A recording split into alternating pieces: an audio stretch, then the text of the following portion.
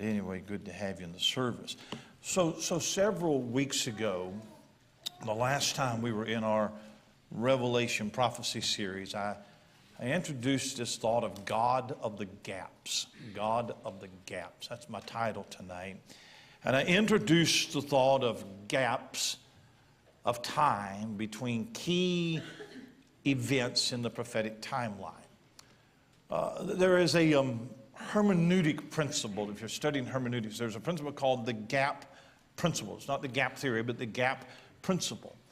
And it says that when studying prophecy, the prophets often wrote of two events in prophecy side by side without telling you or even knowing that there was a gap of time between those two events. It was as if they looked out and they saw mountain peaks, but they didn't see the valleys in between. For example, Psalm 8:5, I think we can put this verse up, Psalm 8 and verse 5. For thou hast made him a little lower than the angels, talking about Christ, and hast crowned him with glory and honor. The first phrase speaks of his incarnation. The second phrase speaks of his glorification. But you and I know there's a gap of time between those two statements. Isaiah 9 and verse 6, you know this. For unto us a child is born, unto us a son is given. Well, you know when that took place, don't you? But the next statement, and the government shall be upon his shoulders. That didn't happen the first time he came. That'll happen the second time that he came. So that's the gap principle. All over Micah 5:2 does that. All over you have these gaps. And two statements are put together, but in the colon or the semicolon or the comma, there could be 2,000 years of a gap between that. And so I introduced this thought to you that between key events, there are some gaps of time that are not spelled out explicitly, but by deducting different things, we can find those gaps of time. There are three of them. I gave you two, and then we started on the third. And so the first gap is a gap between the crucifixion and the beginning of the tribulation. You're at Daniel 9. You're at Daniel 9. We're not going to cover this again. But Daniel 9:24, 70 weeks are determined upon thy people, upon thy holy city, to finish the transgression, to make an end of sins, to make reconciliation for iniquity, to bring in everlasting righteousness, and to seal up the vision and prophecy, and to anoint the most holy. And then down in verse number 27, he, this is Antichrist, shall confirm the covenant with many for 1 week, and in the midst of the week he shall cause the sacrifice and oblation to cease. We've covered this several times, one of the most important prophecies in all of the Bible, because it gives us a timeline for future events. It is called Daniel's 70th week, and without going back into it, these 70 weeks are 70 weeks of years, comes out to 490 years of time. And God basically says that in a 490-year period of time, he's going to do some things with Israel, which is the restoration of Israel. We know that that plan is fulfilled in the millennial reign. What is described here as Israel in the millennium. So this is God's eternal plan with Israel, and God says it's going to take me 490 years to complete it. And he even tells us when the clock starts. Nehemiah 2, we looked at that. And it runs for 483 years, and then the nation of Israel crucifies their Messiah, and God calls time out. Do you remember that? He stopped the clock. And there's a period of time between the 69th and the 70th week. A period of time. Then that 70th week is also called time of Jacob's trouble, or 7-year tribulation period. And when that 70th week is done, then that's when Jesus comes back and restores Israel. But there is a gap of time. It's called the church age, or time of the Gentiles, between the 69th and 70th week. So there is a gap there. Then the third gap, because I wanted to spend time on the second one, the third gap is an interval between Armageddon and the millennium. The Battle of Armageddon takes place at the very end of the tribulation, takes place at the second coming. Armies of the world gather together in the valley of Megiddo. Jesus Christ returns to meet them there in battle. And of course, when Christ returns and Battle of Armageddon, and that begins the 1,000-year millennial reign of Christ, the 1,000-year kingdom. So the Battle of Armageddon, that's the battle that ends the 7-year tribulation period, gives way to the millennium, but not immediately. What I said is that the official reign of Christ does not begin the day after the Battle of Armageddon. If the battle ends on Tuesday, then the 1,000-year kingdom doesn't start on Wednesday. There is a gap of time. You're in Daniel 9, go to Daniel 12. Well, just in case you weren't here, you got to get the part 1. But Daniel 12, verse 11, from the time that the daily sacrifice should be taken away, and the abomination that maketh desolate set up, there should be 1,290 days. Blessed is he that waiteth and cometh to the 1,330 days. We ran the verses. We saw that the tribulation is divided into 2 equal periods of 42 months each. 42 months is 1,260 days of 30-day months.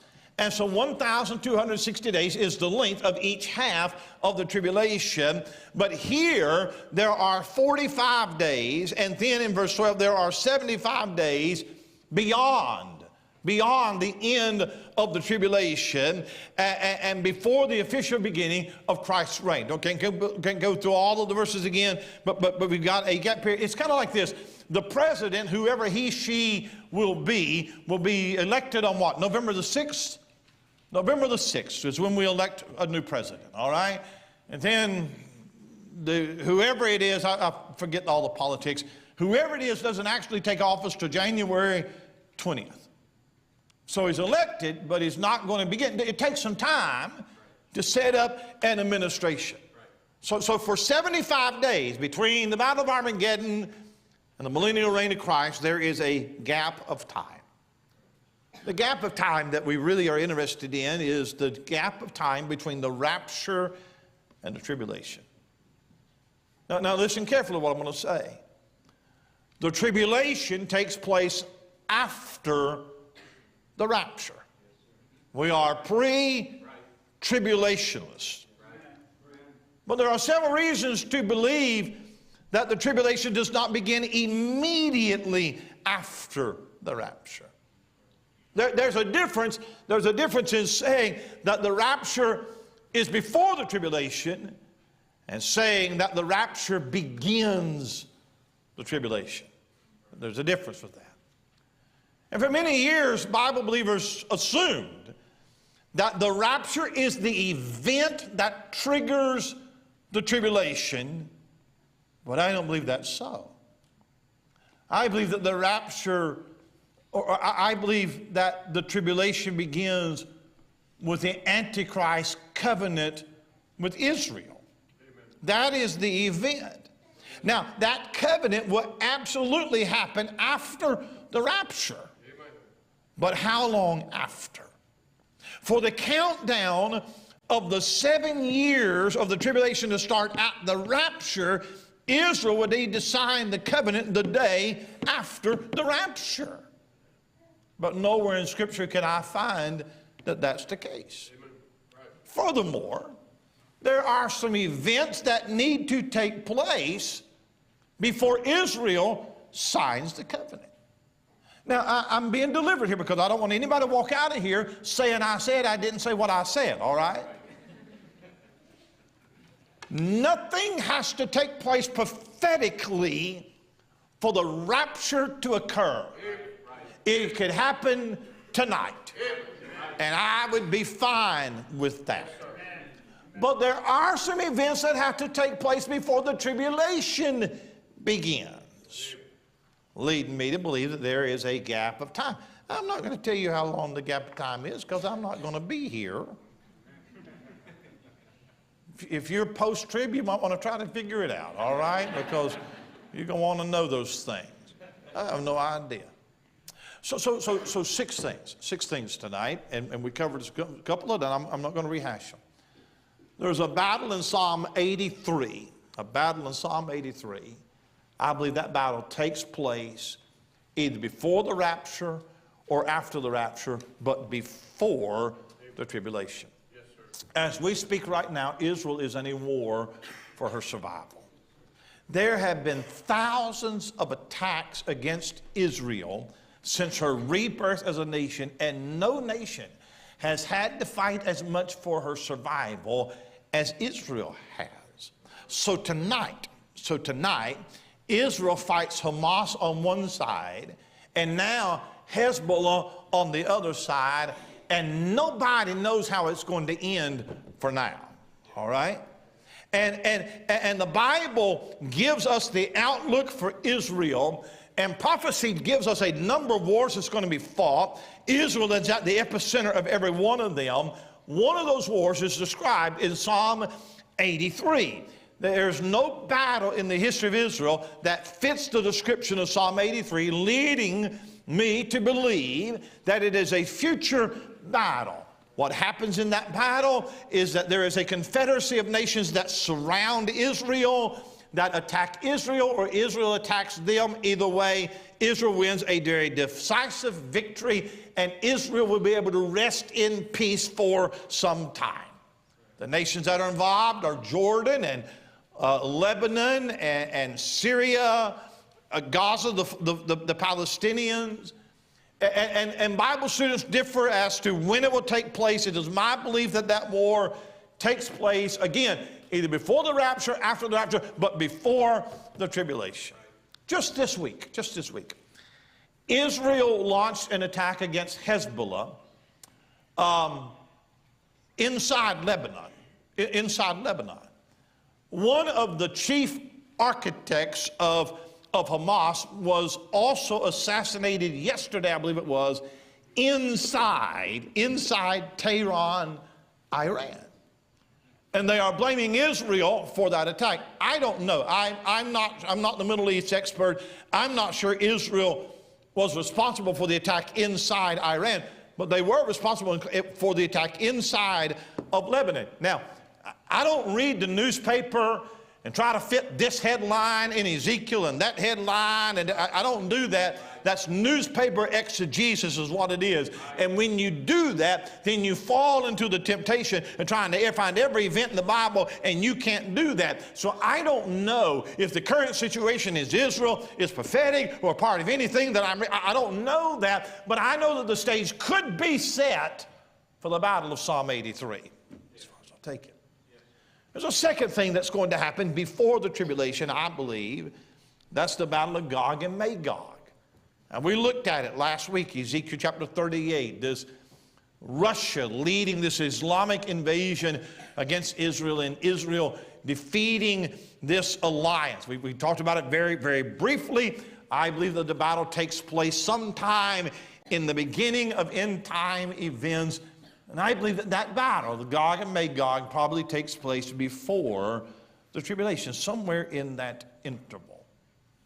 Now, that's where we stop. So let me give you 3 or 4 more tonight, all right? Of things that I believe that are going to take place at the very beginning, in that interval, to set things up for the tribulation period. So the third thing is the revival of the Roman Empire and the rise of the Antichrist. Outside of Jesus Christ, there is no person in either history or prophecy that commands more attention than the Antichrist.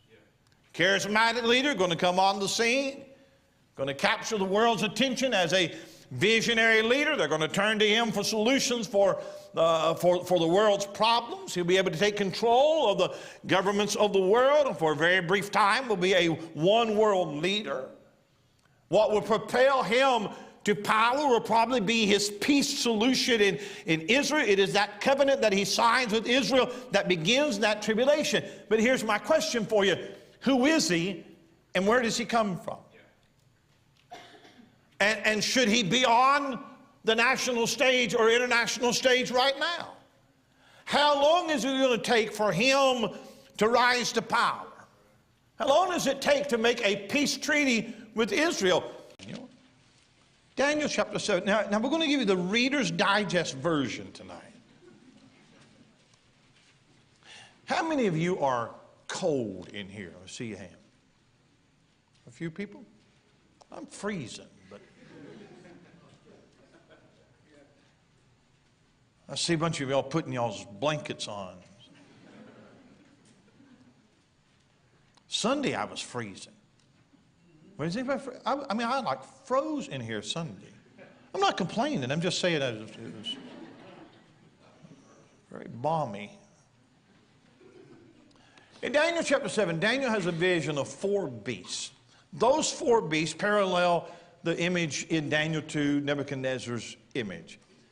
That image represents 4 kingdoms. These 4 beasts represent 4 kingdoms. And in Daniel chapter 7, he's going to focus on that 4th kingdom, that 4th beast, and then one king that comes out of it. Look at verse 1. In the first year of Belshazzar, king of Babylon, Daniel had a dream and visions upon his head upon his bed. Then he wrote the dream and told the sum of the matters. Daniel spake and said, I saw in my visions by night, and behold, the 4 winds of the heavens strove upon the great sea, and 4 great beasts came up from the sea, diverse one from another. Now we come back and deal just with Daniel chapter 7, but 4 beasts that come out of the sea, a lion, a bear, and a leopard. Now lions, bears, and leopards don't live in the sea. So that's kind of a clue that this is probably imagery, all right? The sea in Bible prophecy always represents Gentile nations. The Great Sea always speaks of the Mediterranean Sea. So here are 4 beasts that come out of Gentile nations. Look at verse 7.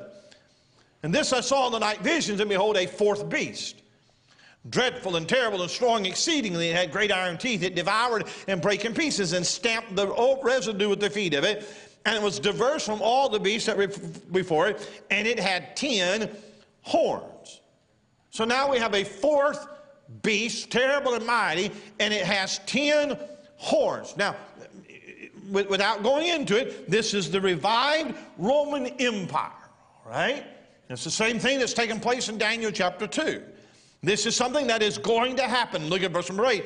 I considered the horns, and behold, there came up among them another little horn, before whom there were 3 of the first horns plucked up by the roots, and behold, in this horn were eyes like the eyes of man, and a mouth speaking great things. So now we have this 4th empire, and it comprised of 10 kings, and out of those 10 kings there rises another little horn, and this little horn rises up, and it plucks out 3 of the other horns by their roots, and this little horn becomes the focus of this prophecy. Now Daniel's disturbed by this. What does this mean? So he asked an angel for an interpretation to him, verse 17. These great beasts which are 4 kings which shall arise out of the earth. For the saints of the Most High shall take the kingdom and possess the kingdom forever, even forever and ever. And Daniel said, then I would know the truth of the 4th beast, which was diverse from all the others, exceeding dreadful, whose teeth were of iron, and his nails of brass, which he devoured, break in pieces, and stamped the residue with his feet.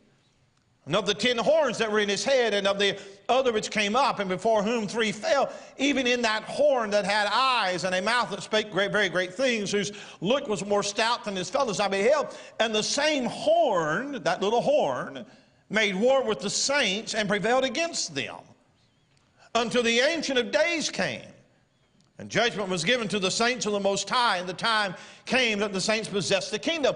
Thus he said, this angel is explaining this to Daniel, the 4th beast shall be the 4th kingdom upon earth, which shall be diverse from all kingdoms, and shall devour the whole earth, and shall tread it down and break it in pieces. The 10 horns out of this kingdom are 10 kings that shall arise, and another shall rise after them. He shall be diverse from the first. He shall subdue 3 kings. He shall speak great words against the Most High, and shall wear out the saints of the Most High, and think to change times and laws. They shall be given into his hand until a time and times and the dividing of times. You ought to remember that. But the judgment shall sit, they shall take away his dominion, to consume and to destroy it unto the end. And the kingdom and dominion and the greatness of the kingdom under the whole heaven shall be given to the people of the saints of the Most High, whose kingdom is an everlasting kingdom, and all dominion shall serve and obey him. Now, you probably pick up, all right, this fourth beast is a fourth empire, 10 horns, 10 kings. This little horn is another king that rises to power, makes war against God and the saints only for the time appointed by God. And when the Ancient of Days sits in judgment, his kingdom is going to be taken away and it's destroyed. That's what we've just read. That little horn is Antichrist. He rises to power out of those 10 kingdoms. He destroys 3 of those kingdoms, and 7 of those kings bow down and surrender power to him. Right now, there is a struggle going on around the world for control of the world. You hear words like globalism, multinationalism. You have multinational corporations that literally influence the elections in nations around the world. If you will think of how the entire world fell in line with COVID regulations because the World Health Organization put out whatever they put out, and the whole world bowed to some unelected organization.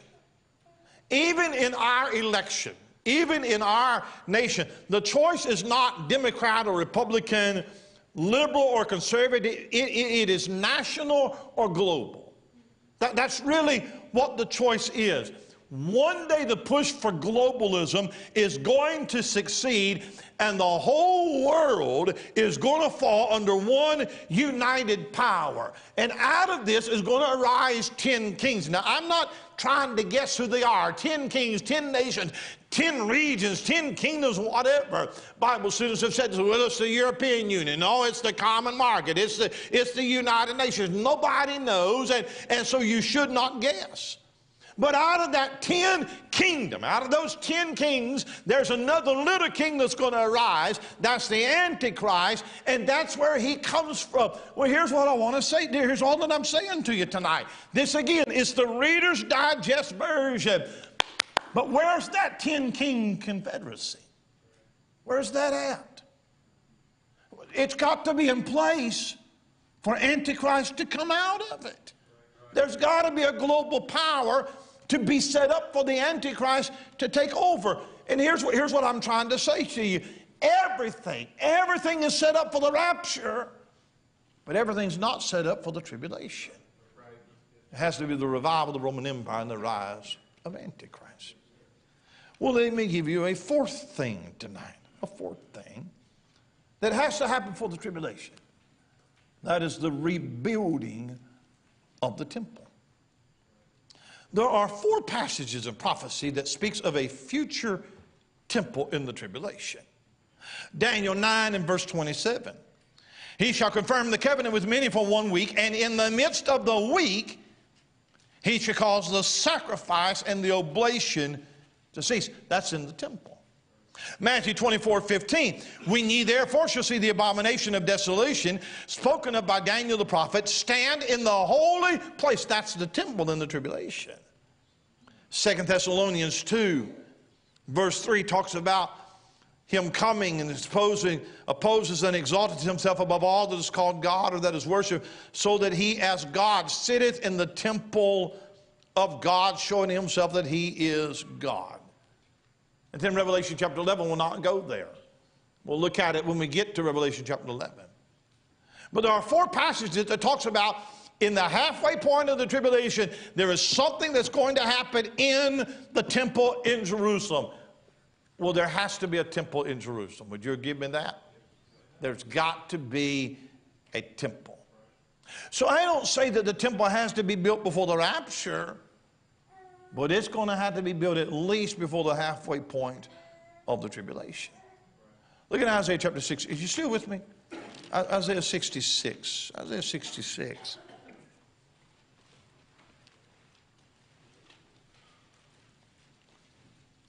Isaiah 66 and verse 1. Thus saith the Lord, the heaven is my throne, and the earth is my footstool. Where is the house that ye build unto me, and where is the place of my rest? For all those things hath mine hand made, and all those things have been, saith the Lord. But to this man will I look, even to him that is of poor and of a contrite spirit, and trembleth at my word. He that killeth an ox as if he slew a man. He that sacrificeth a lamb as if he cut off a dog's neck. He that offereth an oblation as if he offered swine's blood. He that burneth incense as if he blessed an idol. Yea, they have chosen their own ways, and their soul delighted in their abominations. I also will choose their delusions, and will bring their fears upon them. Because when I called, none did answer. When I spake, they did not hear. But they did evil before mine eyes, and chose that in which I delighted not. Isaiah in Isaiah 66 speaks of a temple being built for God, which God does not sanction. There have been two temples built in Jerusalem. You got Solomon's temple, then you had Zerubbabel's temple, and then sometimes it's called Herod's temple. But now you're going to have a tribulation temple, and then you're going to have a millennial temple. And Isaiah foresees a time during the tribulation when they're going to build a temple, and they're going to reinstate the sacrifices from the Old Testament, and God does not sanction them. In fact, in verse number 2, the reason why is because he requires faith, not animal sacrifices. To this man will I look, even him that is poor and of a contrite spirit, and tremble at my word. That's what he's looking for. But verse 3, they reinstate these Levitical sacrifices, but they're no better than sacrificing swine or sacrificing dogs. And in verse 4, it said a true worship. Their temple is a religious demonstration of their continued rebellion against God. And in verse 5, there is a remnant of Israel that doesn't participate in this new temple, and God has a word of encouragement for them. Now we know that what triggers the second half of the tribulation is when Antichrist walks into that temple and commits what's called the abomination of desolation. Now, we're not told what that is, but we are told that he sets up an image to himself and demands that he is worshipped as God. Now, here is our question tonight. We're just deducting things. If he's going to walk into that temple in Jerusalem, there has to be a temple in Jerusalem. Is that right? There has got to be a temple in Jerusalem. Jerusalem's divided into two parts, East Jerusalem, West Jerusalem, and the Jews have control of one part, and the Muslims have control of another part of Jerusalem. And right in the middle is the Temple Mount. And the Temple Mount is the place where Solomon's temple and then Zerubbabel's temple is a place where the temple sat and would be the place where they rebuild the temple. The problem is that the Muslims control the Temple Mount. The Temple Mount is holy to the Jews. But the Temple Mount is also, I think it's the second most holy place, or maybe the second most holy place to the Muslim faith. Dome of the Rock sits there. The Al-Aqsa Mosque sits there. Muslim tradition says that is where Muhammad ascended into heaven in their religion.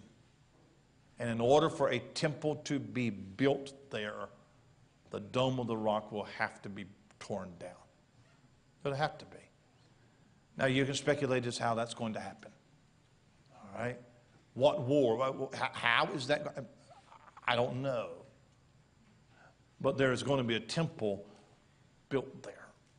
Now, you can read about all kinds of groups, and I'm moving on. You can read about all kinds of, there's supposed to be two groups of Jews, Orthodox Jews, in old quarters, and they're making furniture for it. They're training priests for how to do the sacrifices, and they're digging and all of that. I don't know. I just know that there is going to be a temple, and it has to be built before the halfway point of the tribulation. Because halfway in that tribulation, he's walking into that temple, committing the abomination of desolation. So I'm saying that some things have to take place for the tribulation. Let me give you a fifth one tonight. Fifth one. Are we okay? We're still here? Yeah. Fifth one. The rebuilding of Babylon. Babylon. The most prominent city in the world in history and prophecy is the city of Jerusalem. The very fact that Jerusalem is mentioned more than 800 times in the Bible makes it worthy of special attention. It's the only city in the Bible that God calls a holy city. But the second most important city in the Bible is Babylon. Mentioned 286 times in the Bible. First time it's mentioned is Genesis chapter 11. The last time it's mentioned is Revelation chapter 17. Mentioned more than any other city in the Bible outside of the city of Jerusalem. And there are three places in Bible history where Babylon is very prominent. Genesis 10, Tower of Babel. In the plain of Shinar, Nimrod, you know the story. That's the beginning of the city of Babylon. It's called Babel. And then the second most prominent time is during the rise of Nebuchadnezzar. Nebuchadnezzar reigns the Babylonian Empire. Babylon is the capital. He built it into this amazing city of the Hanging Gardens in Babylon. I think one of the seven wonders of the ancient world. And then the third and final time is in Revelation 17 and 18. Would you go there with me tonight? Revelation 17 and 18. This city comes back into prominence during the tribulation. Revelation chapter 17 and chapter 18. In fact, hold your finger right there. And let me run to Isaiah 13 real quick. You don't have to go there, but let me find Isaiah. Isaiah chapter 13. And I'll read you prophecy in verse 19. And Babylon, the glory of kingdoms, the beauty of the Chaldees' excellency, shall be as when God overthrew Sodom and Gomorrah. It shall never be inhabited, neither shall it be dwelt in from generation to generation, neither shall the Arabian pitch tent there, neither shall the shepherds make their fold there, but wild beasts of the desert shall lie there, and their houses shall be full of doleful creatures, and owls shall dwell there, and satyrs shall dance there. So here's a prophecy about Babylon. And Isaiah said that Babylon is going to fall. We know that it did about 150 years later after Isaiah. The Medes and Persians come, and we understand that. But was the fall of Babylon to the Medes or the Persians, was that a fulfillment of Isaiah 13? I say that it was not, because of verse 20. It shall never be inhabited, neither shall it be dwelt in from generation to generation. God says that when I finally destroy Babylon, it will never be inhabited again. That didn't happen when the Medes and Persians took over. It has been inhabited since then. So where is the city of Babylon? Where is that? You may know the ancient city of Babylon is located about 40 miles south of Baghdad, Iraq. The city and Tower of Babel, you remember, it was in the plain of Shinar. Check any Bible dictionary, and we'll tell you that Shinar is now called Iraq. In Revelation 17 and 18, we'll look at it when we get there. But Revelation 17 and 18 both speak of Babylon. And chapter 17 deals with the religious system of Babylon. And chapter 18 deals with the political and the commercial system of Babylon. In chapter 17, Babylon is a woman. In chapter 18, Babylon is a city. 4 times it is called that great city. Look at Revelation 18. I've got to get to Elijah here in a minute. Look at verse number 1. And after these things I saw another angel come down from heaven, having great power. The earth was lightened with his glory, and he cried mightily with a strong voice, saying, Babylon the great is fallen, and has become the habitation of devils, and the hold of every foul spirit, and the cage of every unclean and hateful bird. Babylon is going to fall. Look at verse 5. For her sins have reached into heaven, and God hath remembered her iniquities. In the end time, Babylon is going to fall. Look at verse number 3. For all nations have drunk of the wine of the wrath of her fornication, and the kings of the earth have committed fornication with her, and the merchants of the earth are waxed rich through the abundance of her delicacies. Verse number 7, how much she hath glorified herself and lived deliciously, so much torment and sorrow give her, for she saith in her heart, I sit a queen, and am no widow, and shall see no sorrow. Look at verse number 8. Therefore shall her plagues come in one day, death and mourning and famine, and she shall be utterly burned with fire, for strong is the Lord God who judgeth her.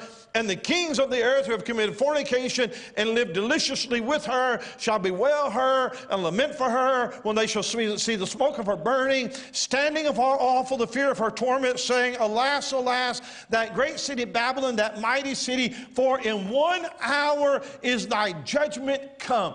Here's what God said. The judgment of Babylon is going to happen in 1 hour. The city is going to be utterly burned with fire. The world will see the smoke of her burning. The nations will stay at a distance for fear of torment. And it's going to take place in 1 hour. That's what Revelation 18 says. That Babylon is going to be destroyed in 1 hour with a great fire. Now, you can allegorize everything you want to in the Bible, or you can just take it for what it says. I think John probably would have wondered, how is it possible for a city to be destroyed with fire in 1 hour? Would be possible today, wouldn't it? An atomic bomb would do that. Probably a nuclear strike would do that, right? It would be possible. I'm not saying that that's what it is, but it is possible. In fact, look at verse 21. A mighty angel took up a stone like a millstone and cast it into the sea, saying, Thus with violence shall that great city Babylon be thrown down, and shall be found no more at all. It's going to be destroyed. But if it's going to be destroyed, it's going to have to be rebuilt. Right? It'll have to be. And you're looking at me like, what strange doctrine have you come up with? I tell you this. Don't put Elijah up, all right? We'll just forget Elijah tonight, and we won't talk about that. Let me tell you something interesting. Something interesting, all right? Fluorology. Saddam Hussein, dictator of Iraq for probably, 30 years, something like that. Saddam Hussein envisioned himself as the reincarnation of Nebuchadnezzar. While he was in power, one of the things he wanted to do was rebuild the city of Babylon. So in the early 1990s, there were books being written about Saddam Hussein and his obsession with Nebuchadnezzar. Articles being written and books being written about all the preparations he was making to rebuild that ancient city in honor of his hero. While he was in power, they invested over $500 million to rebuild Babylon. Then he got killed. 2003, 2004, whatever it was, all right? Then he got killed, all right. So there went all those prophecies. Babylon was going to be rebuilt, and he was doing it, and now he's dead. That messed up a lot of prophecy preaching.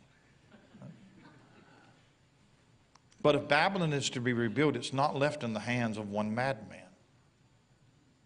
If it's going to be rebuilt, it's going to be rebuilt. You wonder how Iraq, and I'm just talking now, I'm done, piano player come.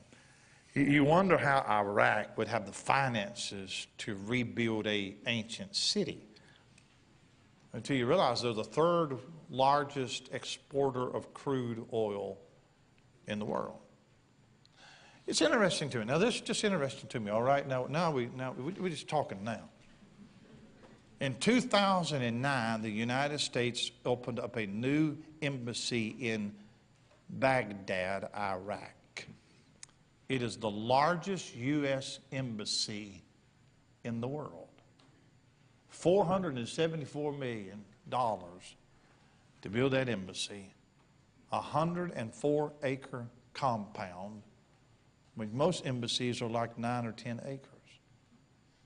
Why would we build our largest U.S. embassy in Baghdad, Iraq? 40 miles from ancient Babylon. Does you find that interesting? I just find that interesting. I'll tell you what I believe is going to happen. I believe that God is going to allow the city to be rebuilt. It will be the capital of Antichrist's kingdom for a time, and it is going to be utterly destroyed. But if Revelation chapter 18 is to come to pass, and this city of prominence is going to be rebuilt or to be destroyed, then it has to be rebuilt. Say before the rapture? I have no idea. I think the rapture could happen tonight. But what I'm trying to say to you tonight is I don't believe that the tribulation could start this weekend. All right? I believe there is a gap of time. Now, there's a sixth one tonight. There's a sixth one, and we're not even going to touch it. Not even going to go there. Not even going to talk about him. Stand with me if you would. Just leave it. We'll leave it alone. We're not going to say a thing about Egypt. Nothing. Nothing about Egypt. The 40 years, we're not even going to talk about it. We're going to talk about it. It's going to be done. I don't have all the pieces in place like I'd like to. And I'm very careful. I don't try to predict the future outside the Bible. I'm not interested in trying to have all the answers. I used to try to have all the answers, but now at 55, I don't really care to have all the answers, to be honest with you. It's not that important to me. And I am not interested in seeing what's happening on Fox News and trying to find it in the Bible. All right? But our world is moving and it is shaking and there is so much unrest. Here's all I'd say. It sure looks like something big is about to happen. It sure does look like something big is about to happen. Say, which one of these are you looking for, preacher? I'm looking for Jesus to come. That's what I'm looking for. I'm looking for Jesus to come.